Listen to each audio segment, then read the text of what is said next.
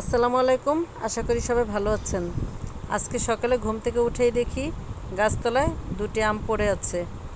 তো আমাদের একটি রূপালি আম গাছ আছে, গাছে বেশ কিছু আম ধরেছে। তো কিছুদিন আগে আমরা গাছ কাটিয়েছিলাম, গাছ কাটার ভিডিওটি আপনাদের সাথে শেয়ার করেছিলাম। তো সেই গাছ কাটার সময় রূপালি গাছের একটি ডাল ভেঙে গিয়েছিল। যে ডালটি ভেঙে গিয়েছিল সেই ডালটিতে বেশ অনেকগুলো আম ছিল। তো এখন যে কটা আম ছিল, আমরা এতদিন আমগুলো পারিনি, যে ভালোভাবে পাকলে তারপরে পারবো। প্রতিদিন সকালে ঘুম থেকে উঠে দেখি উঠানে দুই একটি করে আম পড়ে থাকে, আর পড়ে গেলেই আমগুলো একদম ফেটে যায়, আর পাখিতে ঠুকরে খেয়ে একেবারেই নষ্ট করে ফেলে।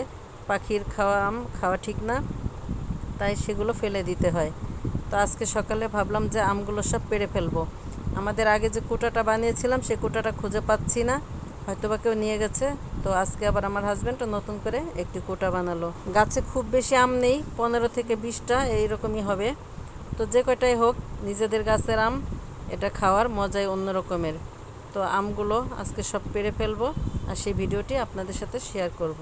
রূপালি আম বেশি পাকতে দেওয়া যায় না, বেশি পেকে গেলে ভিতরে কেমন যেন নরম হয়ে যায়, সেটা খেতে ভালো লাগে না। রূপালি আম একটু শক্ত শক্ত থাকতেই খেতে ভালো লাগে। রূপালি আম বাহির থেকে দেখতে মনে হয় যেন শক্ত শক্ত রয়েছে, কিন্তু আসলে ভিতর থেকে পেকে নরম হয়ে যায়।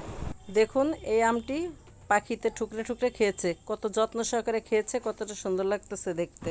আমের কালারটা দেখেন কতটা সুন্দর। আমটা দেখতে যতটা সুন্দর, এই আমগুলো খেতেও অনেকটা মজা। রূপালি আম এমনিতেই খেতে স্বাদ, কিন্তু আমাদের এই গাছের আমগুলো মনে একটু বেশিই স্বাদ। তো অল্প কয়টা আম যেহেতু আছে, আমগুলো নষ্ট করতে দেওয়া যাবে না, এবং সেজন্য কোটা দিয়ে আমগুলো পেড়ে নিচ্ছে। ওই যে দেখুন কত বড় কোটা, আর পাড়তে খুবই কষ্ট হচ্ছিল। অনেক বড় যেহেতু কোটাটা, একা একা উঁচু করা যাচ্ছিল না, আমি সাথে কিছুটা হেল্প করলাম। তো দেখেন এই যে এখানে একটা আম পড়েছে। আমের সাইজটাও বেশ অনেকটা বড়, মাশাল্লাহ খুবই সুন্দর। রূপালি আম পাকলেই খেতে ভালো লাগে, কাঁচা থাকতে একটু ভালো লাগে না, কেমন যেন আমার কাছে ঘাসের মতো লাগে। তো আমাদের আমগুলো দেখেন, এই যে এই কয়টি আমগুলো পাড়া হয়ে গেছে।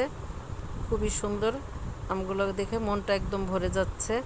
মিস করতেছি আমার ভাই বোনদের, কারণ আমি গ্রামে থাকার কারণে আমি একাই আমগুলো খেতে পারবো, তাদেরকে শুধু ভিডিওতে দেখাতেই পারবো, কিন্তু তারা কেউ খেতে পারবে না। তাদের জন্য খুবই আফসোস হচ্ছে, তারা যতই কিনে খাক তবু নিজেদের গাছের আম, এটা খাওয়ার মজাটাই অন্য রকমের।